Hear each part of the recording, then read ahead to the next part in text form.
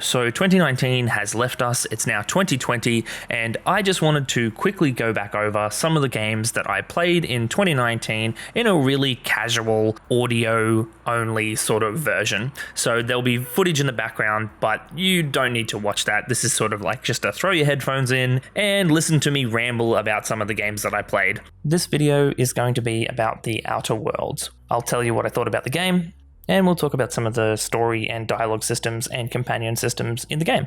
So let's get straight into it.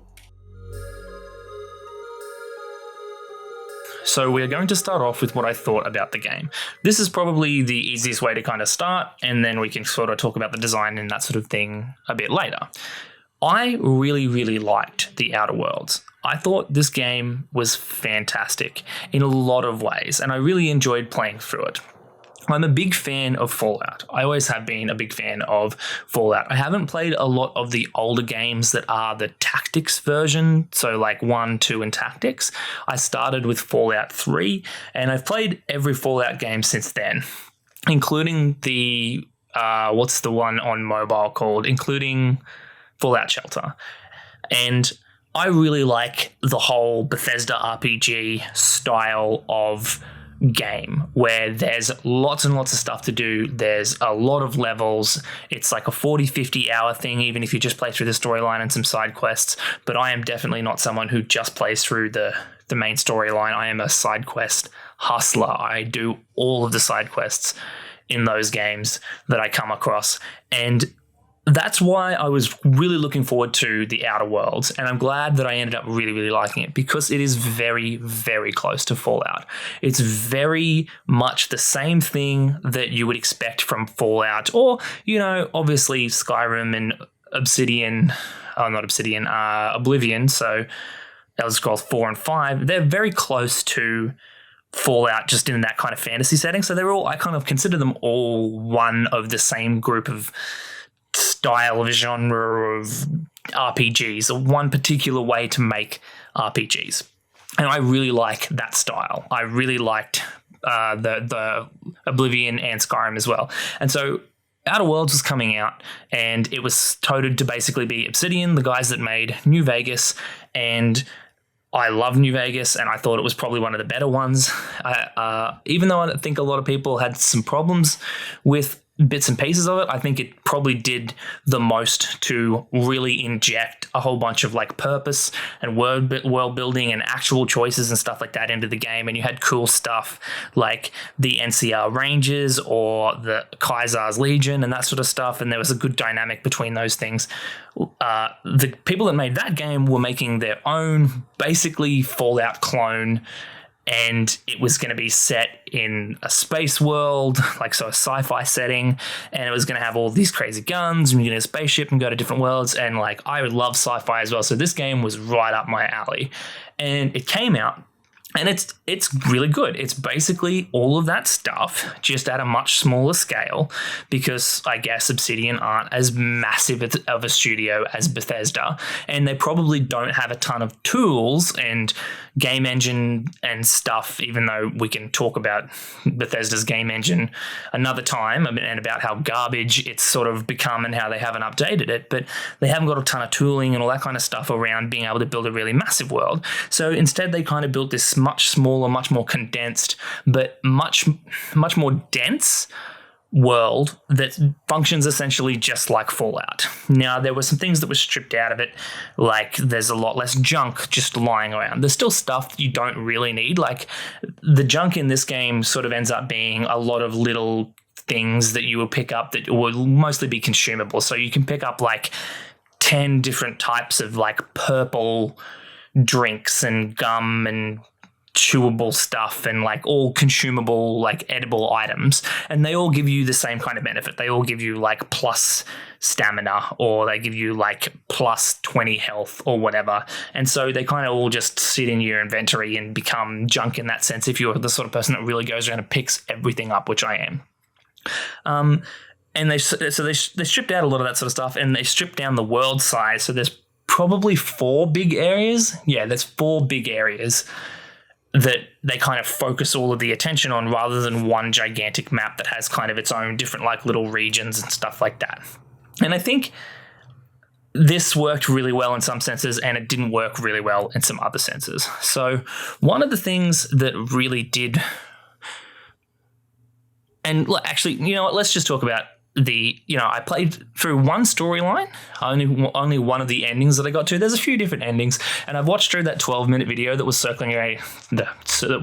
circulating around from, I think, Vanity Fair, and the developers were basically critiquing someone going through a 12-minute speedrun of the game.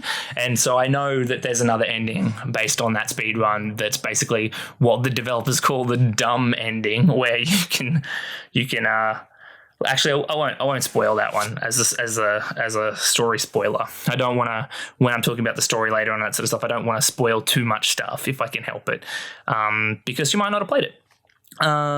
It's not particularly old yet, so yeah, I'll stick clear of story spoilers, but we can talk about the structure and that sort of stuff. So I played through one storyline in particular, and I thought it was really, really good. I thought the combat was really, really fun. It's much more refined than the Fallout combat. It feels much, much better, which it should. It's 2019. We should be able to get fairly basic gun mechanics down packed pretty easily, and Obsidian did a good job of that. They sort of sacrificed a lot of breadth in the systems for the combat, such as like lots of different guns that all feel very similar, to instead kind of focus on a few guns. But they're all maybe distinct isn't the correct word, but they've all kind of got their own feel to them, and they all feel really, really, really good.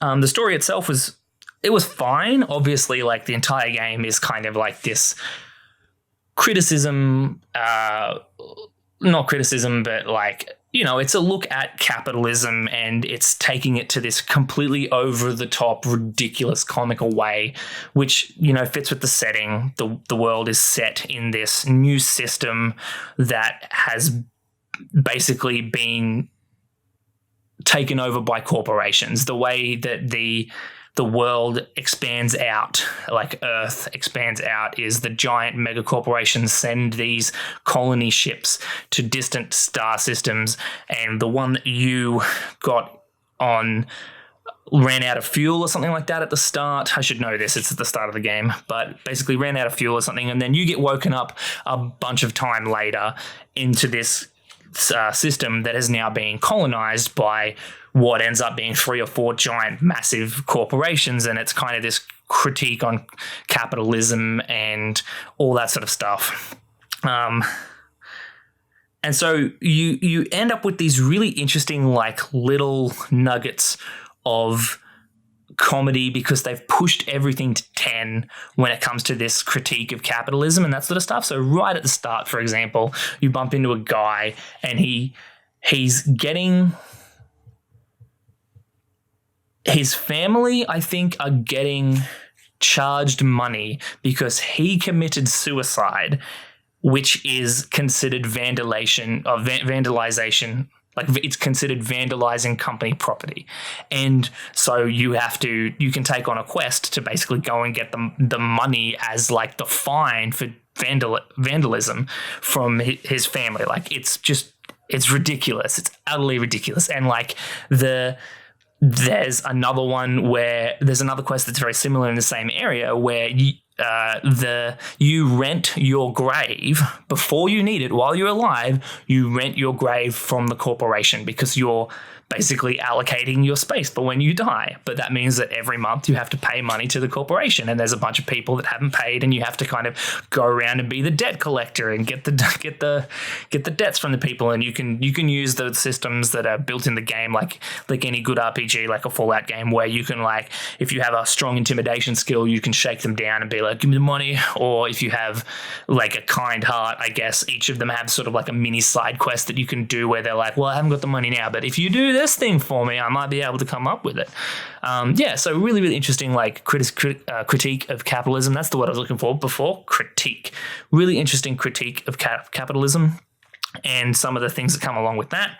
And that's kind of woven all the way through the story, and it turns into this grand kind of space opera thing about how the colony's, not doing the best, and there's all these solutions to come up with how they're going to save the colony, but a lot of them obviously, or all of them basically involve the rich and the heads of the corporations being the ones that survive everything, and everybody else gets gets ramrodded in the butt when it comes to these solutions. And then you kind of have to decide whether you want to go along with the capitalism side and you get to pick a side, or you want to go along with the colonist side, and all that sort of usual thing that you would expect in this kind of game.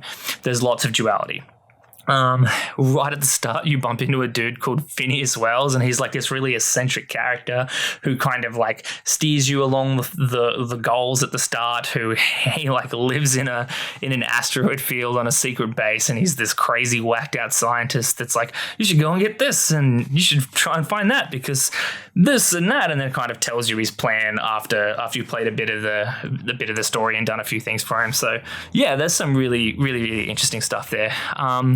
When it comes to actually playing through that story in the game, it's kind of separated into kind of three, kind of four. It depends on how you kind of want to describe the spaces, but it's 3 or 4 big spaces, and then kind of like a conclusion area that you go to once you've sort of been like, I want to go past the point of no return. There's that 5th area. And so the main story kind of actually takes a bit of a back seat to a lot of the local conflicts within each of these areas. You kind of following a string of things through each of these areas. And if you wanted to just punch through the main storyline, you'd do a couple of quests and then move to the next area, do a couple of quests, move to the next area, do a couple of quests.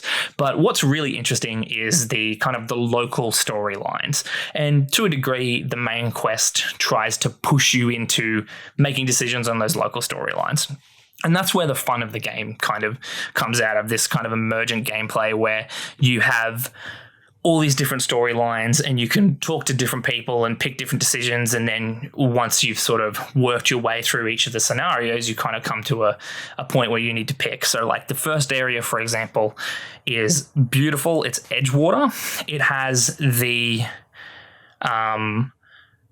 has a conflict going on between the company Spacious Choice, and they have a cannery that makes salt tuna in Edgewater. And then you go in and talk to Reed Thompson, who is the head of the cannery, and he basically says, you need to help us out with this other problem, which is a bunch of people that have defected to an old greenhouse complex and previously were employees of Space's Choice and have basically run away and made their own colony, which is not doing the best, but also these people kind of, in this capitalist world belong to Space's Choice. And so you end up in this dynamic between, you talk to Reed is like, hey, you need to get these people back over here and making cans of salt tuna at the cannery.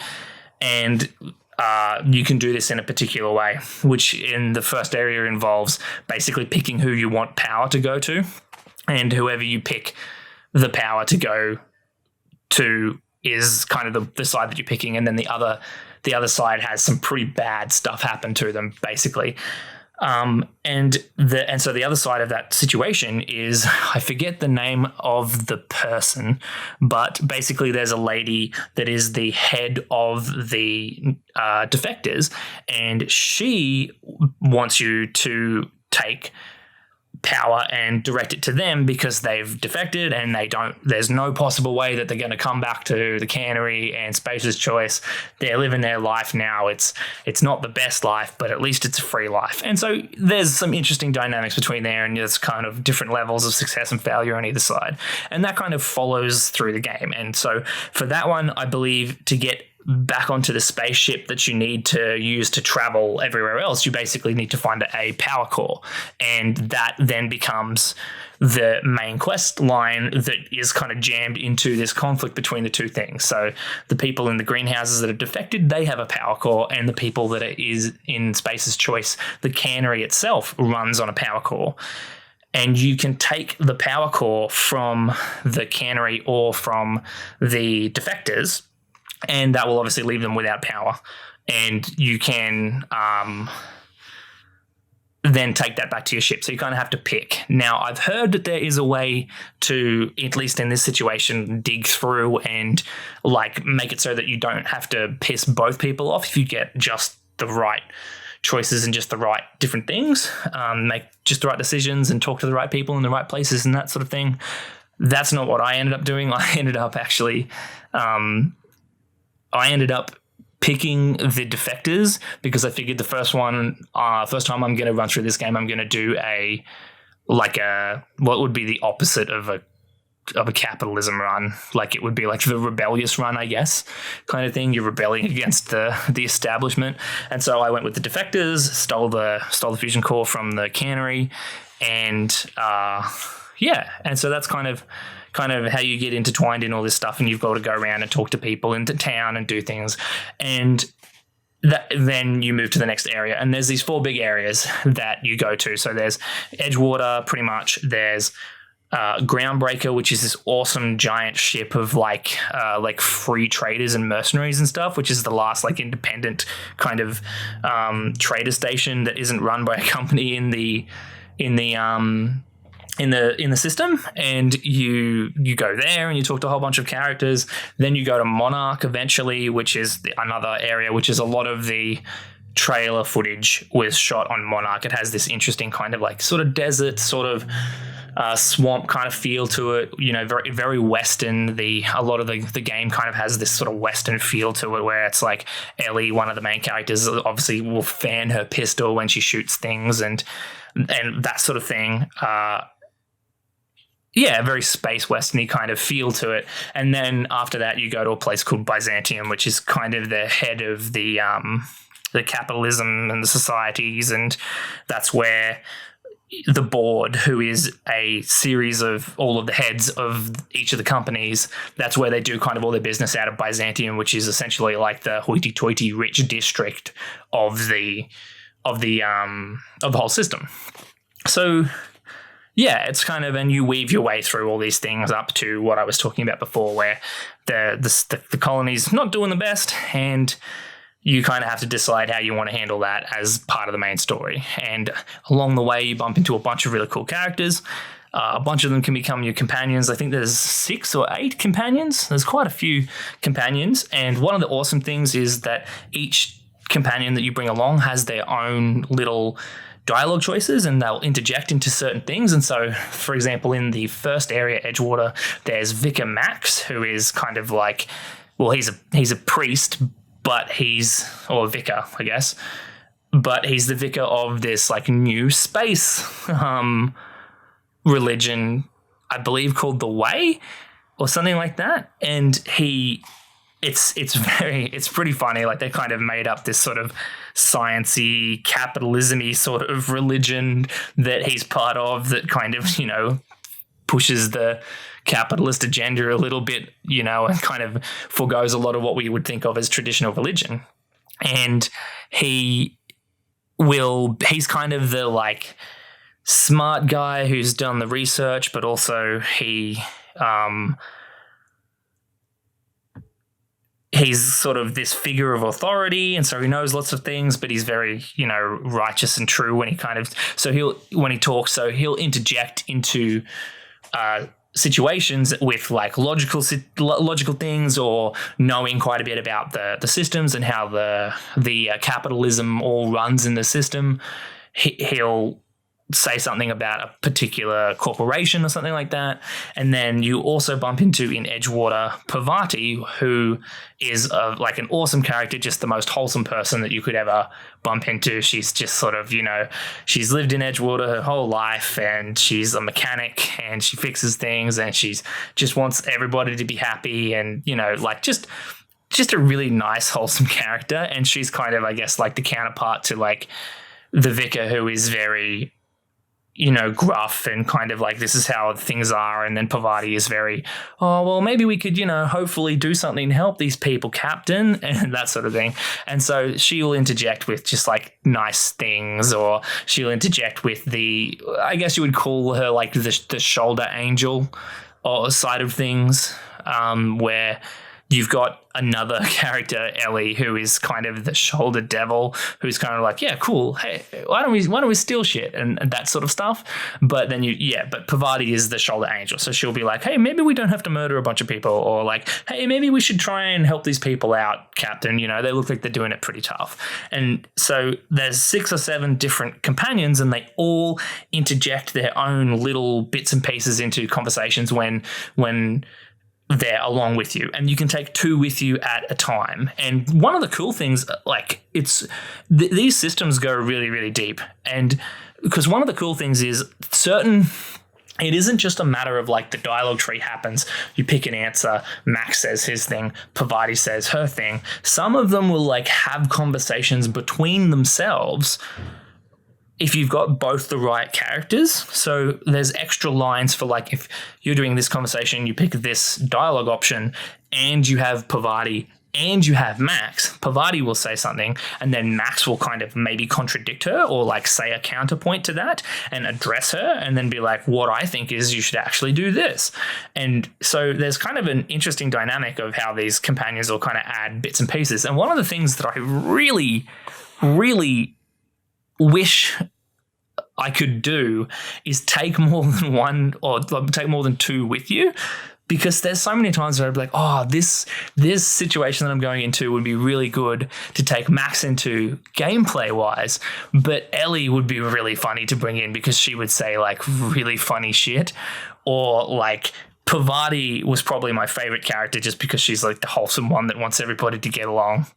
And like she was someone that she might be, I would like to bring her along just because she's my favorite, but maybe it's a combat situation and there's like a different character that's much better at combat than Parvati is, that kind of thing. So yeah, that's kind of, I guess, the crux of a lot of the story and a lot of the situations you're going to be in. There's these 4 big areas you go through and a lot of it's dialogue trees and stuff like that. But let's talk a little bit about the gameplay. So you're going through these 4 areas, and the 4 areas are obviously, you know, varying different kind of goals, varying different kind of, you know, situations, politically, gameplay, that sort of thing. But essentially what you're going to do is it's going to be the normal quest lines of things. And so you're going to bump into people and they're going to be like, oh, hey, you know, go and do this thing for me. And I think most of the quest lines are actually quite well done. They're quite well written. I don't remember many situations where it was kind of like, just go over here and kill that thing. I think at least even when they're like, go and kill the big bad Manta Queen kind of quests where it's just like, go and kill this hard monster is essentially the quest. I think even then it's like, oh, you know, my brother, he tried to go and kill this Manta Queen because we've been down on our luck and it's been really tough since something happened with the corporations. And so, but he never came back and I'm a little worried. Can you go and look for him? And then that's kind of like the introduction to the kill the big bad Manta Queen quest or whatever. That's not exactly an actual quest. That's just kind of how the quests are written. So they've injected a little bit of kind of, you know, flavor into all of them. They all seem fairly decent. There's another one I quite liked where like it's interesting that there's a character on Monarch and he basically collects and sells monster parts and he's only got one customer, and that one customer is a girl that works for the corporation on Monarch. Forget her name.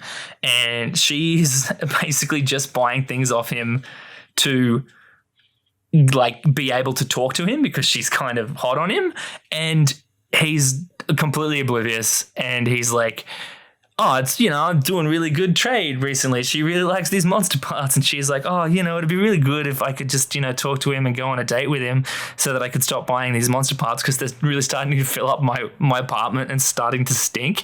Like, it's just an awesome kind of situation. It's not just like she likes him and he's oblivious, and so let's kind of like, you know, there's this interesting dynamic there. Like he sells monster parts and you can go to him. He's like a proper vendor. You can go to him and sell him things and he'll sell you monster parts that you don't need because you have a billion monster parts lying around because basically there's only a few enemy types. So you've killed a ton of these things. Monster parts are definitely not in short supply. And And yeah, so you're going to go to like a character and you're going to get a quest, and then that quest is going to be go and do a thing. It's just like normal Fallout, and you go into a township, you fill up your quest log with 6 or 7 different side quests, and then you pick which one you want to do. And the worlds are kind of like structured, so there's a township and there's the wilds kind of part, I guess, or maybe there's a couple of townships and then the like wild area where all the monsters and the bandits and the guns and the pickups and the locations and all that sort of stuff is. So yeah, and you go off into the wilds, into the wilderness, and you shoot a bunch of things, or you complete a bunch of quest lines, and you bump into random stuff like there's abandoned townships, or there's like monster dens, all the kind of stuff that you would expect. And then you come back and you hand in all your quests, and some of these things will relay information. So in Edgewater, you have to pick which way the power is going to go. And one of the things that you need to do is you need to go into the power plant and you need to reboot it. And then you need to pick which way the power is going to go. And there's a bunch of stuff in there that kind of gives you an idea about how things work, and what the relationship between these people were, and like why the people that defected, and that kind of thing. On Monarch, there's a bunch of things that are the situations between basically the people in Monarch have been stuck on Monarch for a while without trying to ruin too much of the story. And one of the main characters is like really, really conscious of his past, and you find some of that throughout the course of the quests that you do. And he's sort of a bit like, you didn't find that stuff, did you? I did tell you to destroy it. It's pretty, yeah. So that kind of thing, and that deepens this whole layered, tiered thing where you have the dueling factions between each. Like in each area, there's the 2 different factions that you have to kind of pick between. So that's like the core loop. And then throughout gameplay, you kind of engage with this core loop by doing combat, or having skills, or having skill checks against different things. And depending on which way you want to go, you'll spec into a different kind of area, and you'll have a bunch of different things that you can do. So, for example, these sorts of games, the RPG role-playing games, a lot of people like to spec into the charisma sort of from the Fallout way of describing it, like that charisma, talking your way out of problems sort of playthrough. They like to do a talking playthrough, essentially. And so like you can kind of look at the skills, and the skills are all split up in a different way, so that you can pick things like intimidate, or lying, or persuasion, and that sort of thing, and you can spec into that sort of direction. And then there's a bunch of each time you take on a certain amount of points, the skill will give you a benefit. So to begin with, up until 50, if you take a point in an area, so say like the conversational skills, you'll get a point in persuasion, a point in intimidation, a point in lying, or whatever the other skill is that's in that. And so one kind of point will give you 3 points in each of its subcategories. Then once you get to 50, 1 point in each of the categories will give you, like, it will stop giving you a point in each of the categories when you spend 1, and you have to pick individual ones. So you get everything up to 50, and then after that you have to pick whether you want to do intimidate or pick whether you want to do persuasion, and only points will go into that. But as you increase each of these skills, at 20, 40, 60, 80, and 100, you get a benefit to each of the things. So if you increase lockpick, it might be easier to lockpick stuff, or quicker to lockpick stuff. Not because lockpicking is just like a progress bar that fills up. So that'll be quicker if you have more lockpick skill, that kind of thing. And so you can kind of pick which way you want to go. If you want to do like a talking one, you can put tons of points into this. You can that stuff can be affected by your gear. Or you can obviously do the other side of that, which is not that they're, I guess, polar opposites really, but you can do the combat side of things. And that gives us an opportunity to talk about combat in this game. Combat is really, really good. It's got its problems, and Some of them are going to affect people differently to others, depending on how much you like doing the same stuff and depending on how much you kind of want to engage with the combat system or not. But overall, combat is pretty good. The guns feel really, really good. As I said earlier, they're focused on having a bunch of guns that feel really, really good, that are somewhat different rather than having lots and lots and lots and lots and lots of guns. And that's not saying that there isn't any variety in the guns. There's still a bunch of different guns, and there's, they kind of affect things differently. So like there's an assault rifle and there's a shotgun, there's pistols, there's 3 different damage types. There's 3 different ammo types, and there's a bunch of different damage types. And you can apply different things to your guns so that they'll do different damage types and stuff like that. There's a thing, I believe it's called a plasma rifle. There's 2 different plasma guns, and I might be mixing them up, but one of them is called a plasma rifle, I think, and it lets you charge up a charged version of the shot. So you can shoot one individual shot, one at a time, shot, or you can charge one up for more damage. So that's like a different thing again. There's sniper rifles, that kind of thing. You can add a scope to whatever gun you want to, just about. So there's lots of different kind of things that you can do. There's plenty of variety in the combat system. The companions themselves have companion abilities, and the companion abilities can be used to do different sorts of things. Each one has 2, I think. No, sorry. You have 2 companions, and each one has an ability. That's what it is. So you have 2 when you're doing combat, and then they recharge over time. And so you can spec into certain things that will improve your companions if you want to, or the companions will just level up naturally as you level up, and then each companion has their own skill tree.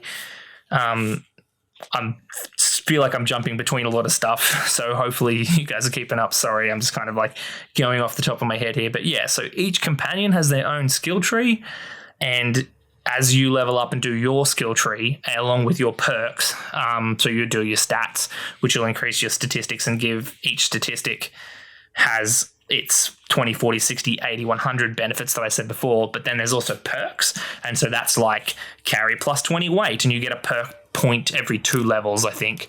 And so you can put a perk into running more, or having more weight that you can carry, or your companion's doing more damage, that sort of thing. So you can kind of lean towards the companion stuff, or you can lean towards combat, or you can lean towards dialogue checks and that sort of thing through that as well. But the companions have their own skill tree, which will make all their abilities more powerful. And so you have this kind of fairly rich combat system that comes along like really, really well. The guns feel really good. You can aim down sights with all of them. The ammo types can sometimes be a little scarce at the start, but I'm always been the sort of person who basically just collects everything. So I had a little bit of scarcity at the start of the game, and then no scarcity after that whatsoever. I ended up with finishing the game with 4,000 bullets in each type, maybe not 4,000, 2,000 bullets in each type kind of thing. So there's not a problem with the ammo scarcity, but there's different types of ammo that do different things with different guns. There's one of the problems that I would say is that there's not that many different types of enemies. So the enemies that are in the game are fairly restricted down to, you have a dog type enemy, which I believe is called a canid.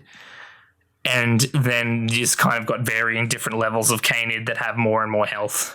There's an ape type enemy, which I forget what they're called because it's been a while since I played the game, hence wrap up video. But it's basically like an ape type enemy that will throw rocks at you or charge up to you and hit you. And then there's pretty much bandits, and and there's mantiqueens. Mantiqueens, so that they're kind of like a praying mantis-y sort of insect kind of thing, and there's varying kind of levels of that too.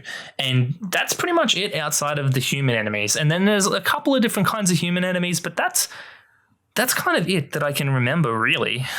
Obviously, if there's other enemy types, there wasn't that many of them enough to really leave a mark on me, which is a shame. But yeah, that kind of makes things a little rote, because it's obviously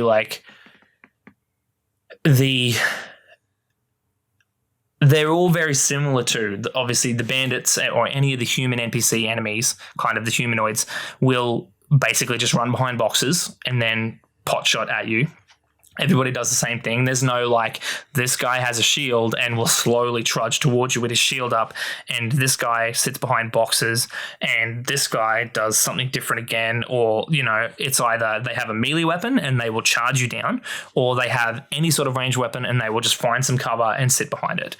And then each of the different animal types have their kind of own way of doing things. Like the apes will throw rocks at you, and the canids will run right up to you, and the mantiqueens do something very, very similar as well. And like that's just what they do. There's no variety in that at all, kind of thing. And so you kind of end up in this little rut where you're shooting the same thing, doing the same kind of combat over and over and over again, and just the health bars are bigger or smaller or spongier or not spongier, depending on how much you've leveled and how many quests you've done and how much you've kind of put points into different things. And when you combine that with the companion stuff, which is kind of which is good, but it gets out of control very, very quickly. Like if you're sort of halfway through the game, you've been doing lots of side quests, you've got points all over the board, you've got crazy good gear, your companions do all sorts of fucking crazy shit. You like walk in, pop companion ability 1, pop companion ability 2, shoot the last 2 things that are alive, and then that's it. And this all kind of means that like if you're really putting a bunch of hours into the game like me, you're getting you're getting tired. I was gonna say you're getting jammed, but that's not right, because you're not getting like, you're not having a bad time at all. You're walking over things. And this kind of idea follows through with a lot of the rest of the design too, like the encounter design. The encounter design is very, very pocketed. There's lots of little areas of monsters all over the world, but there's only ever like 3 or 4 maybe in each one. Human NPCs maybe a bit more, like you might run into a place and it's got 12 bandits or something like that. But when it comes to the monsters, it's only ever 3 or 4. And so you kind of end up in this little, even with the bandits, it's a bit like that sometimes, where kind of like there's a location on the map and you have 3 or 4 bandits in it because this is the, I don't know, such and such's point or blah, blah, blah plateau or whatever. And there's 3 or 4 bandits in it, and you kind of roll in and maybe you stealth kill one pretty easily, and then you've got 3 on you and you pop a couple of abilities and you wipe those 4 off the board. And then maybe just over the other side of the hill, there's like 4 more bandits, but they very rarely will kind of intertwine them, or you have to fight a giant bunch of people or whatever. And so you get very powerful very quickly if you're doing all the side quests. And then you end up in this situation where it's very easy to just steamroll over all of the main kind of like low-level mob combat. So that's definitely to the detriment of the game. But if you were just punching through the storyline, I think you would have a really good time with the combat, because it is very, very clean.